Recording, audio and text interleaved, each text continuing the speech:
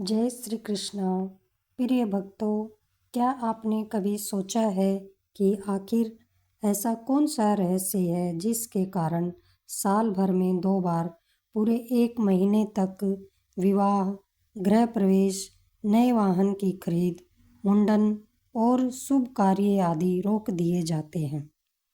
क्यों अचानक एक ऐसा महीना आता है जब घरों में शंख ध्वनि के स्थान पर शांति छा जाती है और केवल पूजा पाठ, जप, ध्यान और दान आदि करने के लिए कहा जाता है?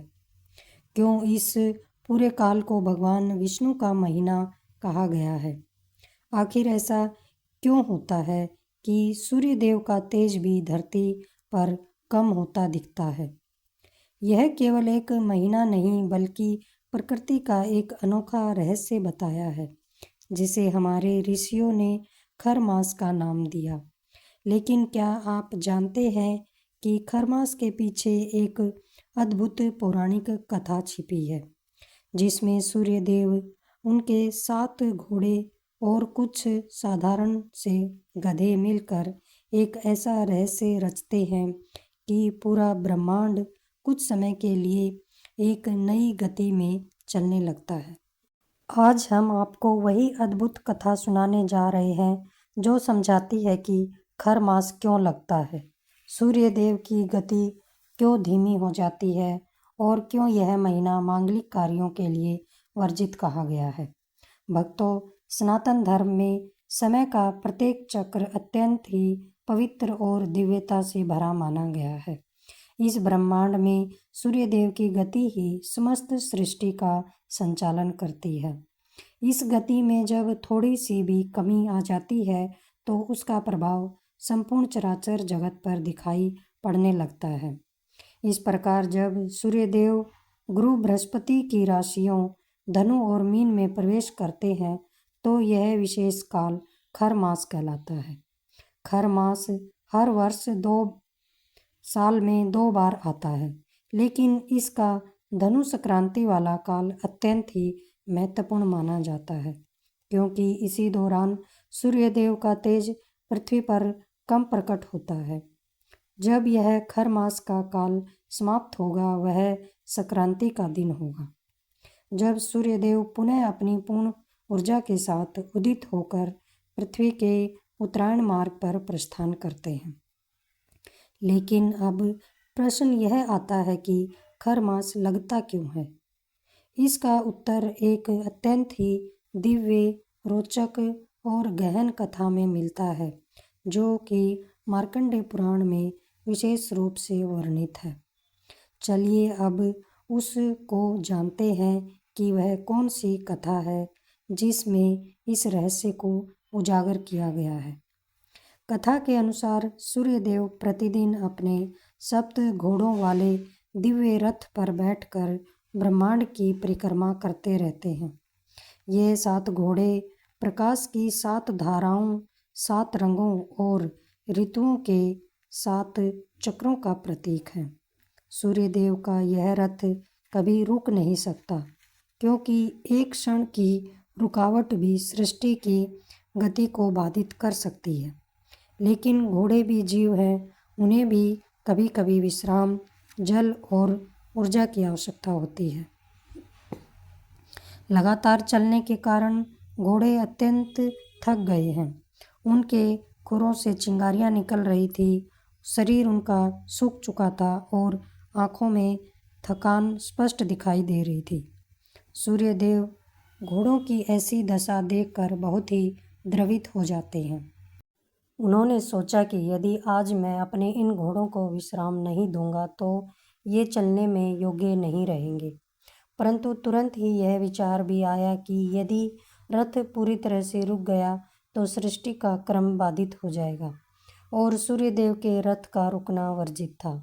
इसी द्वंद्व चिंतन के बीच में सूर्यदेव ने ध्यान लगाया कि क्या कोई ऐसा उपाय है जिससे सृष्टि भी चलती रहे और घोड़ों को भी विश्राम मिल जाए।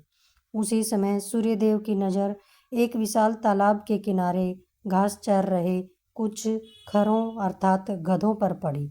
सूर्यदेव ने सोचा कि घोड़े विश्राम कर लें तब तक इन गधों को रथ में जोतकर परिक्रमा जारी रखी जा सकती है। हालांकि यह विचार असामान्य था, लेकिन घोड़ों को विश्राम के लिए यह अनिवार्य भी था।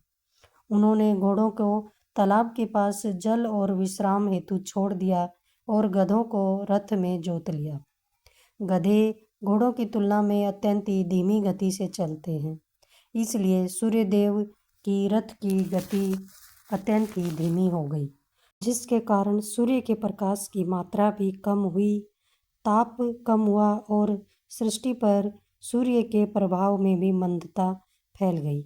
इस पूरे काल को ही आगे चलकर खर मास कहा गया, अर्थात वह महीना जिसमें सूर्य का रथ खरों के द्वारा खींचा गया, वही खर मास है। रथ की गति धीमी के कारण पृथ्वी पर एक ऐसा समय आया जब प्रकृति का ताप सामान्य से कम हो गया, ऊर्जा मंद पड़ी और मनुष्य और देवताओं के जीवन में भी एक विशेष शांत, स्थिर और अंतर्मुखी समय आ जाता है। यही कारण है कि इस समय में शुभ कार्यों पर रोक लगा दी जाती है, क्योंकि शुभ कार्यों के लिए सूर्यदेव का तेज, चाल और उनकी शक्ति पूर्ण रूप से प्रकट होना आवश्यक है। जब सूर्य उत्तरायण या शुभ स्थिरता में होता है, तब मांगलिक कार्यों का परिणाम भी उत्तम होता है। लेकिन खर मास में सूर्य की गति धीमी होती है और सूर्य की ऊर्जा पृथ्वी पर पूर्ण रूप से नहीं पहुंचती है। इसलिए परंपरा ने इस काल में बाहरी उन्नति के स्थान पर आत्मिक उन्नति को महत्व दिया। कहा गया है कि इस एक मास में मनुष्य का चित्त अपने आप ही वैराग्य, शांति, ध्यान व साधना की ओर मुड़ जाता है। गुरुजनों का कहना है कि जब प्रकृति मंद होती है, तब मनुष्य का मन भी स्वभावतः ही भीतर की ओर यात्रा करता है। यही कारण है कि ऋषियों ने इस महीने को नारायण मास कहा है। यह महीना स्वयं भगवान विष्णु को समर्पित है।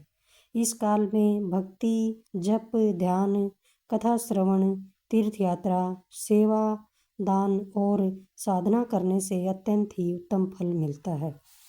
आदित्य हृदय स्तोत्र पढ़ने से सूर्यदेव प्रसन्न होते हैं और दुख दूर होते हैं। विष्णु सहस्त्र नाम का पाठ करने से मन स्थिर होता है। गायत्री मंत्र का जाप करने से आत्मा में प्रकाश बढ़ता है। इस समय गरीबों को अन्न, वस्त्र, धन और आवश्यक वस्तुओं का दान करना अत्यंत ही पुण्यकारी माना गया है। राशि के अनुसार दान की भी परंपरा है, क्योंकि प्रत्येक राशि पर सूर्य की मंदता का अलग अलग प्रभाव पड़ता है। खर मास का समापन तब होता है जब सूर्य देव पुनः अपने घोड़ों को रथ में जोतकर तेज गति से आगे बढ़ता है। मकर संक्रांति के दिन सूर्य देव एक नए उत्तरायण मार्ग में प्रवेश करते हैं, जिससे पृथ्वी पर प्रकाश, ऊर्जा और शुभता बढ़ जाती है। इस प्रकार से खर मास परम आध्यात्मिक और आत्मिक शुद्धि का महीना है। इसलिए कहा गया है कि जो व्यक्ति इस मास में सूर्य और विष्णु की आराधना करता है, उसका जीवन शुभता से भर जाता है और बाधाएं दूर होने लगती हैं। आज की वीडियो आप सबको कैसी लगी, आप सब मुझे कमेंट करके अवश्य बताएं। अगर अच्छी लगी है तो लाइक और शेयर करना ना भूलें और कमेंट में राधे राधे ज़रूर लिखें। राधे राधे।